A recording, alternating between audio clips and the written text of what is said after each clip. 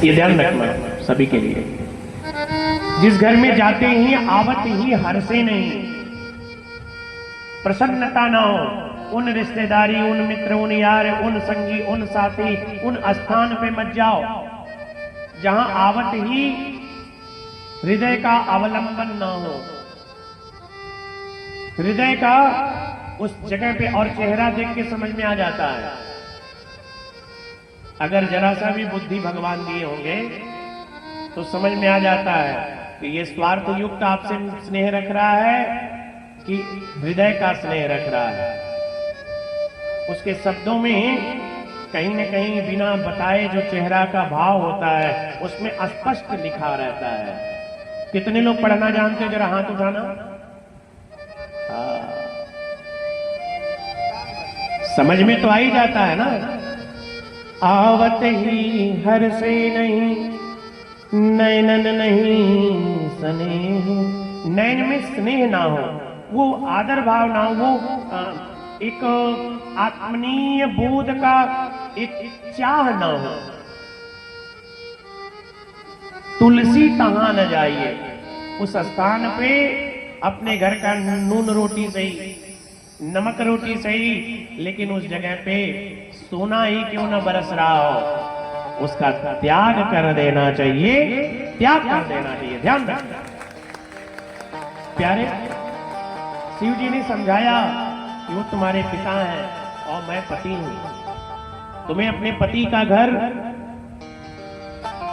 पे ही संतोष करनी चाहिए। देवी जब नहीं बुलाया पिता, इतना बड़ा यज्ञ में सबको ध्यान गया और तुम्हारा ध्यान, मेरा ध्यान नहीं आया, तो इसलिए तुम्हें इससे विरक्त हो लेना चाहिए।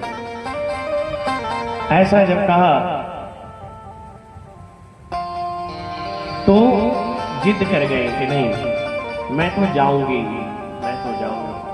भगवान समझ गए कि यह तन भेंट सती बनाई, इस करी तरक बढ़ावै साधा को करी तरक बढ़ावै साधा। वही है, वही जो राम, जो परमात्मा चाहेंगे वही भगवान शिव समझ गए कि ये होना ही है। ऐसा समझकर भगवान ने नंदी, भृंगी, श्रृंगी और सबको एक बड़ा सा बैलगाड़ी लगवाया और जितनी भी सती जी के वस्त्र थे, आभूषण थे, सब स्वयं से। आजकल की माताएं जब नैहर 2 दिन के लिए भी जाती हैं तो 2 दिन में भी पूरा अलमारी लेके जाने के बाद भी, पूरी बैग भर जाने के बाद गाड़ी में जगह नहीं रहता, उसके बाद भी 2 ठो झोला अलग से ले जाते। ये नैसर्गिक लक्षण है। पूरा भर जाने के बाद भी और वहां नैहर जाने के बाद कुछ न कुछ छूटा ही रहता है। अरे वो वाली छूट गई, वो वाली छूट गई, वो सब छूट गया। भगवान जब रखने लगे तो बोले कि ऐसा लाद रहे हैं जैसे लग रहा है कि हम आएंगे नहीं। भगवान तो समझ गए कि हे देवी, इस तन से अब भेंट संभव नहीं है, क्योंकि पति का अपमान करने वाले का इस जगत में भगवान के यहाँ, परमात्मा के यहाँ भी स्थान उसको, जो अपने पति की नहीं होती वो कहीं की भी नहीं होती है। ध्यान, इसलिए पति ही परमेश्वर है। भगवान शिव ने जैसे ही वहां से चली और चल के प्यारे वहां पहुंची तो देख रही हैं इंद्र भवन, रुद्र भगवान शिव का भवन नहीं, बाकी सारे अरुण, वरुण, गरुण, ब्रह्मा, विष्णु सबके भवन बने हैं। सारे देवियों के लिए भवन बने हैं, सबके निवास बने हैं। बड़े बड़े कुश के बड़े बड़े बहुत कई योजन विस्तार का यज्ञ मंडप बना है और उसमें समस्त वशिष्ठ, कुंभव, भौम, तिमार्य सारे संत महात्मा आहुति के लिए यज्ञ मंडप में तैयार है। जाकर मैया से मिली, मैया से निवेदन करी, मैया ने गले लगाया, फिर मैया से कहीं कि हमको निमंत्रण, मैया ने पूरी बात बताई।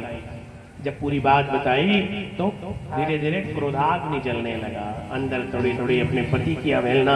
और देवियों जब यज्ञ मंडप में घूम रही हैं पिता के अधिकार से, पिता से जाके कही तो पिता ने, दक्ष प्रजापति ने डांट दिया, कहा तुम आ गई, तुम आ गई, ये क्या, चलो आ गई हो तो बैठ जाओ। पिता के अपमान को देखा, देवियों के उस एक द्वेष भरी मुस्कान को देखा, और अपने जब सुबह यज्ञ प्रारंभ हुआ तो सारे देवताओं की आहुतियों को देखा, सारे देवता के जय जयकार को देखा, और उसमें जब भगवान शिव की आहुति को नहीं, अपने पति के स्थान की आहुति नहीं प्राप्त करी तो स्वयं क्रोधाग्नि में जलना प्रारंभ कर दी जाए। और क्रोधाग्नि में जलते जलते जलते आज स्वयं अपने प्राण को, अपने शरीर को ही ओम नमः स्वाहा अपने शरीर को ही अर्पण कर दी। जैसे ही शरीर को अर्पण करी नंदी भृंगेश्वरी जी ने उस यज्ञ को जाकर भगवान शिव से कहा। शिव को जब ये बात पता चली तो भगवान शिव ने एक केस को उठा के पृथ्वी पे पटका, और जैसे ही पृथ्वी पे पटका वैसे ही वीरभद्र भगवान वीरभद्र प्रकट हो गए। और जैसे ही वीरभद्र प्रकट हुए जाके कनखल के पूरे यज्ञ को नंदी भृंगेश्वरी जी ने पूरे यज्ञ को विध्वंस कर डाला। और भगवान शिव ने अपने ससुर के जिस मुख से निंदा किया था उस सर को धड़ से अलग कर दिया। प्रेम से बोलिए शंकर भगवान की जय हो। पार्वती पते हर हर महादेव। यज्ञ विध्वंस हो,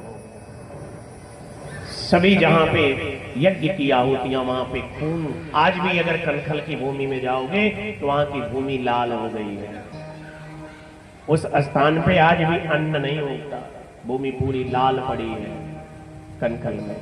प्यारे, ऐसे में भगवान शिव पुनः वापस आए और यज्ञ समाप्त हुआ। और यज्ञ के समाप्त होने के बाद जैसे ही यज्ञ पूर्ण हो गया, आसुरी संप्रदाय बढ़ने लगी। कई वर्षों तक जो संकल्पित जजमान था वही मर गया, उसी का सर का धड़ कट गया। तो यज्ञ कैसे पूर्ण, और किसी को भी अब अभी तक तो नाम की आहुति मना था, अब तो जिसकी पत्नी स्वयं भगवान शिव वही मृत्युंजय है, वही पुनः जीवित कर सकते हैं। ऐसे अवस्था में सभी देवता जब आसुरी संप्रदाय से युक्त हो गए और इनकी राजगद्दी छीर्ण होने लगी तो सब गए ब्रह्मा के पास। ब्रह्मा से निवेदन, ब्रह्मा ने कहा कि हम जाने वाले नहीं हैं। एक बार हमने झूठ बोली तो मेरा एक सर कट गया, अब क्या दोबारा जिसकी पत्नी जो है यज्ञ में पूर्ण हो गई हो, क्या खोल देंगे तीसरी आंख, समाप्त हो जाओगे? हम जाने वाले नहीं हैं। ब्रह्मा जी मना कर दिया।